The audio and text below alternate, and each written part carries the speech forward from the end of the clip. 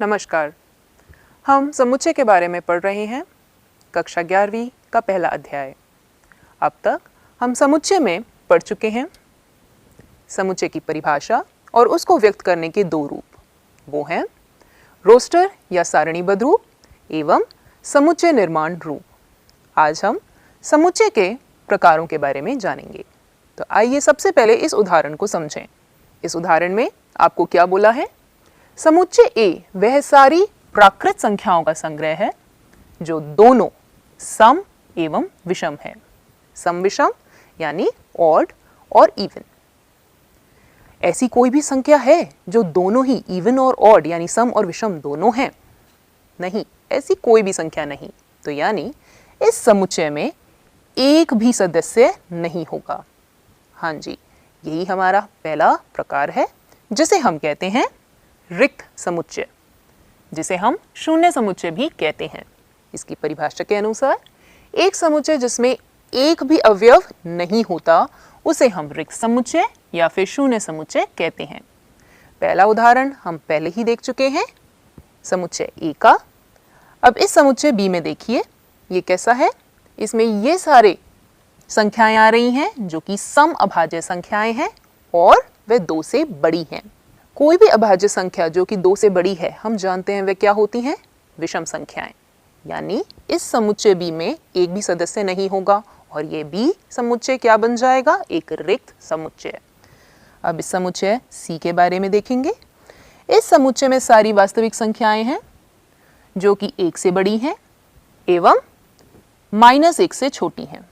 हम जानते हैं कोई भी एक ऐसी संख्या एक साथ में 1 से बड़ी और -1 से छोटी नहीं हो सकती। यानी इस सी समुच्चय में एक भी सदस्य नहीं है, यानी ये सी एक रिक्त समुच्चय है। आखिरी देखेंगे उदाहरण, समुच्चय डी का। इस डी के अंदर हमारे कैसे सदस्य आ रहे हैं? सारी परिमेय संख्या आ रही हैं एवं यह समीकरण यानी y की घात 2 - 2 बराबर में 0 का हल होना चाहिए। यहाँ देखेंगे y का हल ±2 का वर्गमूल है। और 2 का वर्गमूल क्या होता है? क्या वो परिमेय संख्या होती है? नहीं, वह अपरिमेय संख्या होती है। यानी D के अंदर भी कोई भी सदस्य नहीं है और यह एक रिक्त समुच्चय है। तो बच्चों, अब हम देखेंगे कि हम किसी भी रिक्त समुच्चय को कैसे संबोधित कर सकते हैं। ये प्रतीक आपको दिख रहे होंगे। हम किसी भी रिक्त समुच्चय को इस तरीके से यानी मंझले कोष्ठक के अंदर कोई भी सदस्य ना दिखा के संबोधित कर सकते हैं, या फिर इस प्रतीक से। इस प्रतीक को हम फी यानी फाई भी कहते हैं। आइए अब दूसरा उदाहरण समझते हैं। इस उदाहरण में जो कि समुच्चय ए है, कितनी संख्याएं दिख रही हैं यानी कितने अवयव हैं? 3, 1, 2 और 3। अब इस समुच्चय सी को देखिए जो 2 के गुणांकों का है। इसमें सदस्य कितने हैं? 2, 4, 6, 8, 10 और चलते जा रहे हैं। अनगिनत सदस्य है, यानी इसकी संख्या कितनी है? अपरिमित है। सही समझे। आप समझ रहे होंगे कि हमारा अगला प्रकार किस पे आधारित है। देखते हैं, परिमित एवं अपरिमित समुच्चय, जो कि संख्याओं पे आधारित है। किसके? समुच्चय के अंदर, यानी कितने अवयव हैं एक समुच्चय में, उसके ऊपर हमारा ये आधारित है। अगला प्रकार परिमित या फिर अपरिमित समुच्चय। परिभाषा के अनुसार एक समुच्चय जो रिक्त है अथवा जिसके अवयवों की संख्या निश्चित होती है उसे हम परिमित समुच्चय कहते हैं, अन्यथा हम अपरिमित समुच्चय कहते हैं। आइए अब हम इसके कुछ उदाहरण देखें। पहला उदाहरण समुच्चय ए का, जो कि हम देख चुके हैं। कितनी इसके अंदर अवयवों की संख्याएं हैं? 3, 1, 2 और 3। ये कैसा समुच्चय है? एक परिमित समुच्चय है। दूसरा समुच्चय देखेंगे, समुच्चय बी यानी सेट बी। इसके अंदर हमारे कैसे सदस्य आ रहे हैं? साल में आने वाले महीनों के वह नाम जो कि अंग्रेजी अक्षर एम से शुरू होते हैं। और वह कौन कौन से होते हैं? मई और मार्च। कितनी संख्या मिल रही है हमें? 2, जो कि निश्चित है। यानी यह हमारा समुच्चय बी कैसा समुच्चय है? एक परिमित समुच्चय है। अगले समुच्चय यानी सेट के को देखेंगे। इसमें हमारे सारे वृत्तों का संग्रह है जो कि केंद्रित है किस पे? 0 0 पे। इस चित्र को ध्यान से देखिए बच्चे। आप क्या देखेंगे कि जैसे ही मैं हल्की सी त्रिज्या बढ़ाती हूं, हमें एक नया वृत्त मिलेगा। किस पे केंद्रित? 0 0 पर ही, यानी हल्का सा त्रिज्या बढ़ाने पर ही एक नया वृत्त। तो यानी हमें कितने वृत्त मिलेंगे? अपरिमित संख्या में। तो ये सेट हमारा एक अपरिमित समुच्चय है। अब इस आखिरी समुच्चय को देखेंगे जो कि हमारा सेट डी है। ध्यान देंगे, ये हम पहले ही देख चुके हैं। ये डी सेट हमारा कैसा सेट है? एक रिक्त सेट है, यानी रिक्त समुच्चय। और परिभाषा के अनुसार जो रिक्त समुच्चय होते हैं वे किस में होते हैं? यानी वे कौन से प्रकार के होते हैं? परिमित समुच्चय होते हैं। तो जो डी समुच्चय है वह एक परिमित समुच्चय है। आइए इसी पर एक प्रश्न लेते हैं। इस प्रश्न में हमें यह बताना है कि प्रत्येक सेट जो दिए हुए हैं उनमें से कौन सा सेट हमारा परिमित है और कौन सा अपरिमित। सबसे पहले देखेंगे समुच्चय एल में ये रेखाओं का वह समुच्चय है जो एक्स अक्ष के समानांतर है। एक्स अक्ष हम जानते हैं कि अगर ये हमारा एक्स अक्ष है तो इसके समानांतर हम अनगिनत रेखाएं बना सकते हैं, चाहे वह ऊपर हो चाहे वह नीचे हो। यानी इसकी संख्या जो है इस समुच्चय में अवयवों की संख्या निश्चित नहीं है। तो ये समुच्चय एल कैसा है? अपरिमित समुच्चय है। अगला समुच्चय के को देखेंगे। अभाज्य संख्याओं का समूह जो 16 से कम है। तो जरा इसे हम लिख लेते हैं। हमारे पास क्या क्या आ रहे हैं? 2 3 5 7 11 एवं 13। यानी ये हमारा क्या बना है? समुच्चय के। तो इसके अंदर हमें संख्या जो है अवयवों की वो निश्चित मिल रही है। तो यानी जो के समुच्चय है वह हमारा क्या है? परिमित समुच्चय। इसी प्रकार एच को देखेंगे। अब एच के अंदर सारी प्राकृत संख्याएं हैं जो 1 से बड़ी हैं पर 5.2 से छोटी हैं। सारी प्राकृत संख्याएं जो 1 से बड़ी हैं और 5.23 से छोटी कौन कौन सी होती हैं? वह 2 3 4 और 5। यानी कितने अवयव, कितने सदस्य मिलेंगे हमें इस एच समुच्चय में? 1 2 3 4 4 मिल रही हैं। यानी ये एच हमारा एक परिमित समुच्चय है। एम समुच्चय को देखेंगे अब हम। एक वृत्त की परिधि पर सभी बिंदुओं का समूह, वे क्या है? यानी एक अगर हम वृत्त लेते हैं तो उसकी परिधि पे आने वाले सारे बिंदुओं का समूह ये अपरिमित होते हैं। और ये एम हमारा इसी कारण अपरिमित समुच्चय है। बी समुच्चय को देखेंगे। इसके अंदर सारे गुणांक आ रहे हैं किस संख्या के? 3। जैसे कि हम पहले देख चुके हैं 2 के गुणांकों का समुच्चय वह क्या था? अपरिमित समुच्चय था। इसी प्रकार अगर हम इसको सारणीबद्ध करें तो हमारे पास क्या आएगा? 3 6 9 12 और ऐसे ही संख्या चलती रहेगी। देखते ही आप समझ जाएंगे जो हमारा बी समुच्चय है वह क्या है? अपरिमित समुच्चय। इस ए समुच्चय को अब हम पढ़ेंगे। किसी भी 2 समानांतर रेखाओं के लिए जो सामान्य बिंदुओं का जो संग्रह है या समूह, उसको हम ए समुच्चय में डाल रहे हैं। 2 समानांतर रेखाएं, यानी मान लेते हैं एल और ये एम, ये हमारी समानांतर रेखाएं हैं। हमें पता है जब भी 2 समानांतर रेखाएं होती हैं वे कहीं भी नहीं मिलती, उनमें कोई भी समान बिंदु नहीं होता। तो यानी ए के अंदर कोई सदस्य होगा नहीं। ए हमारा क्या है? एक रिक्त समुच्चय है। और हमने पहले भी पढ़ा है रिक्त समुच्चय एक परिमित समुच्चय होता है। तो ए हमारा एक परिमित समुच्चय है। अब इस आखिरी समुच्चय को देखते हैं, जी समुच्चय, जिसके अंदर सेट शब्द में आने वाले सारे स्वर। इसमें कितने स्वर आ रहे हैं सेट शब्द में?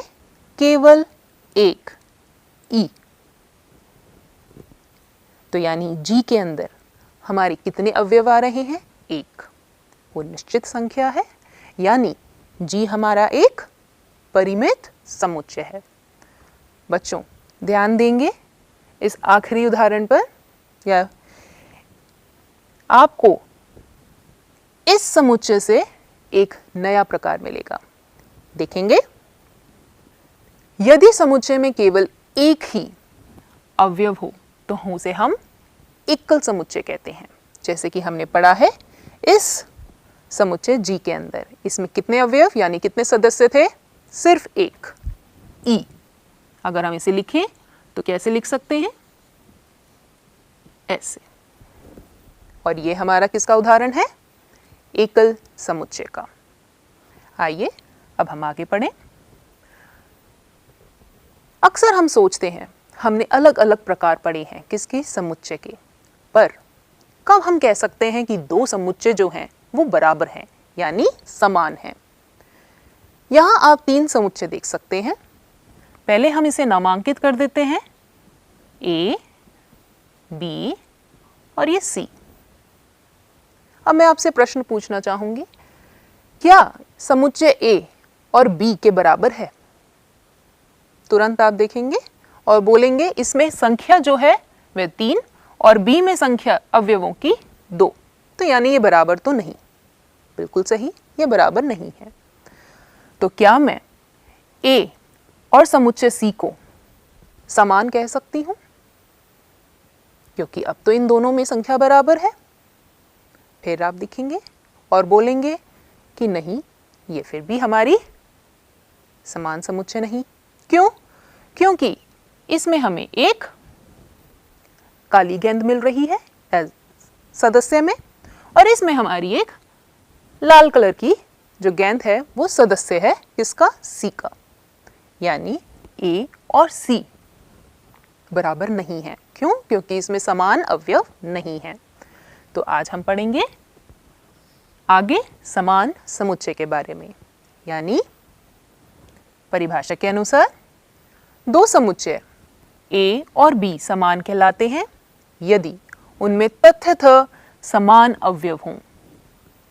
और हम लिखते कैसे हैं? ए बराबर बी। अगर उसके कोई भी अवयव बराबर नहीं तो यानी वह समान समुच्चय नहीं कहलाते। उन्हें हम लिखते हैं ए नॉट इक्वल टू बी, यानी वो बराबर नहीं है। उदाहरण देखेंगे। पहले उदाहरण में देखेंगे, ए के अंदर हमारे अवयव कितने दिए हुए हैं? 4। कौन कौन से? 2, 8, 6 और 1। बी के अंदर भी 4 अवयव हैं, 8, 2, 6 और 1। सारे के सारे अवयव समान हैं। क्रम अलग है, पर हम पहले ही देख चुके हैं समुच्चय के अंदर क्रम मायने नहीं रखते।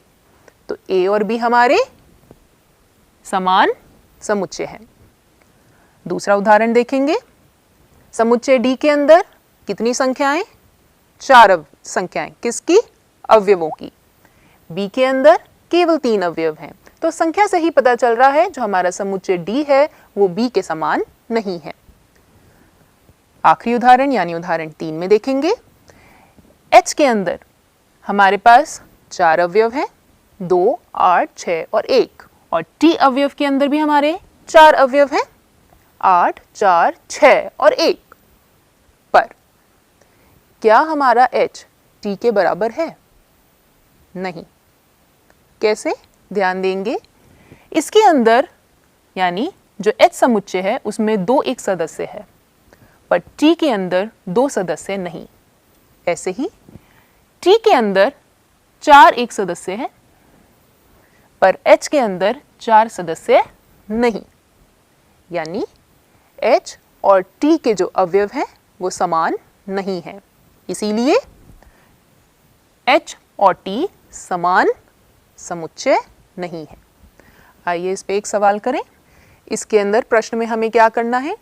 कॉलम बी में कुछ समुच्चय दिए हुए हैं और कॉलम ए के अंदर भी हमें कुछ समुच्चय दिए हुए हैं। कॉलम बी में से हमें समुच्चयों का चयन करना है कॉलम बी ए में से जो कि बराबर हैं। तो सबसे पहले हम क्या करेंगे, पहले हम समझते हैं कि कौन कौन से समुच्चय दिए हुए हैं और उन्हें हम आसान तरीके से पहले लिख लेते हैं। तो आइए कॉलम ए में देखें। ए समुच्चय कैसा समुच्चय है? अक्षर है शब्द सेट के अंदर। तो इसे हम जरा रोस्टर रूप में लिखें तो हम कैसे लिख सकते हैं इसको? एस, ई और टी। ठीक। अब इस समुच्चय बी में देखेंगे। इस समुच्चय बी में वह सारी प्राकृत संख्याएं आ रही हैं जो इस गुणधर्म को पूर्ण कर रही हैं। इस गुणधर्म के अनुसार आप देखेंगे यह गुणधर्म हमारा क्या बना? x - 1 की घात 2 जो कि छोटी है 0 से। आप इसमें देखेंगे यह गुणधर्म में अगर हम x का कोई भी मान धरें उसके अंदर वह कभी भी हमारी 0 से छोटी नहीं पाएगी। 1 भरेंगे तो 0 के बराबर, 2 भरेंगे तो 0 से बड़ी, यानी B हमारा क्या है? एक रिक्त समुच्चय। तो इसे हम यहाँ लिख लेते हैं। ये हमारा किसके बराबर हो गया? एक रिक्त समुच्चय के बराबर। अब अगला समुच्चय D, ये क्या है? वह सारे सबसे छोटा सम अभाज्य संख्या, सबसे छोटा सम अभाज्य संख्या, सम यानी इवन, अभाज्य यानी प्राइम।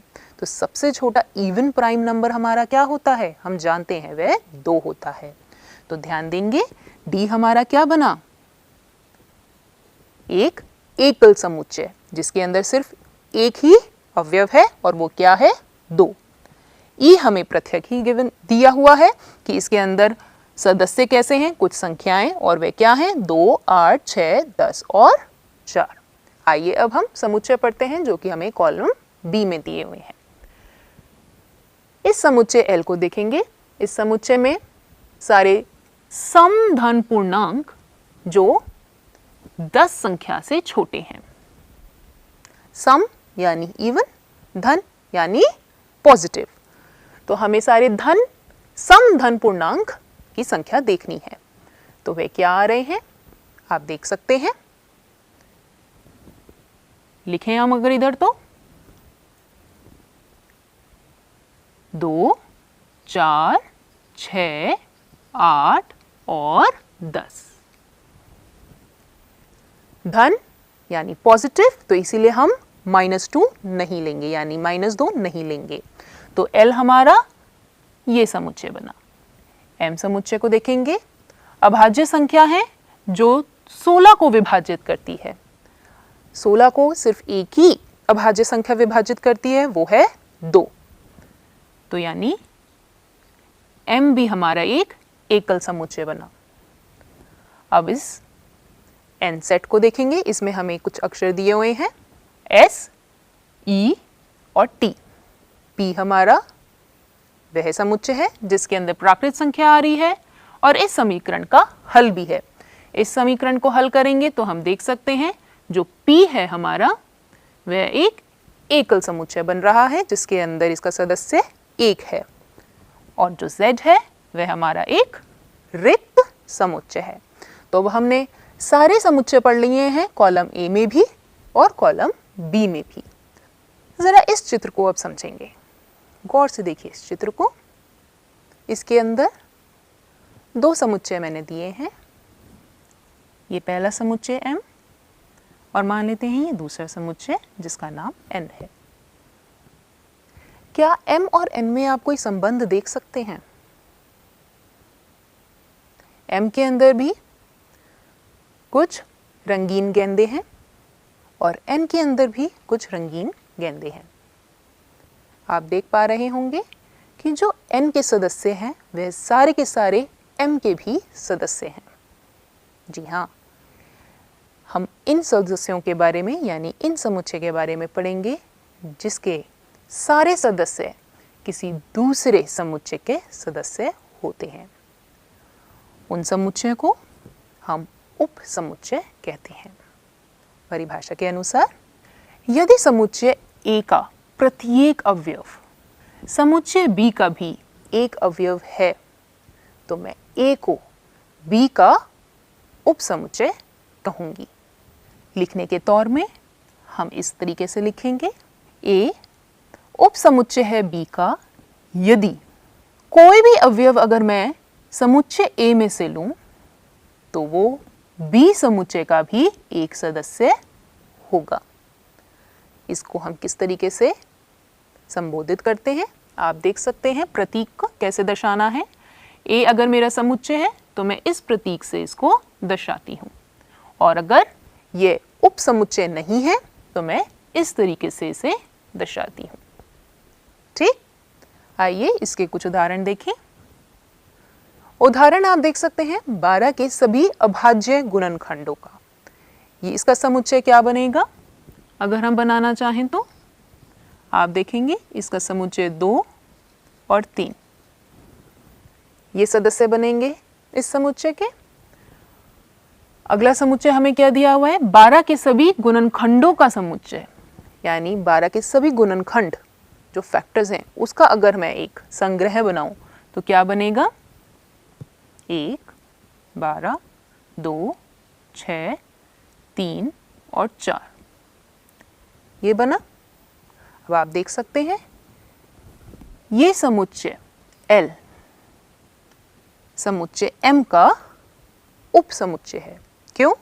क्योंकि इसके जो सारे सदस्य हैं 2 और 3 वो M के भी सदस्य हैं, देख सकते हैं ये आ रहे हैं।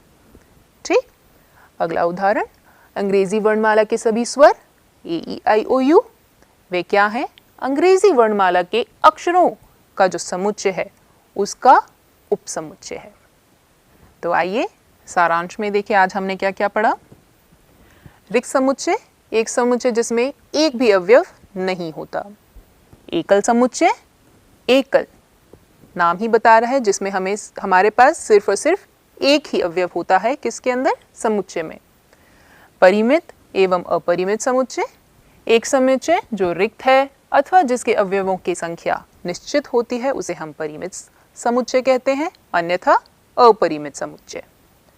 समान समुच्चय दो समुच्चय A और B समान कहलाते हैं यदि उनमें तथ्यतः समान अवयव हों, अन्यथा असमान समुच्चय कहलाते हैं। उपसमुच्चय के बारे में भी हमने आज पढ़ा, यानी समुच्चय A समुच्चय B का एक उपसमुच्चय कहलाएगा यदि समुच्चय A का अवयव समुच्चय B का भी एक अवयव है।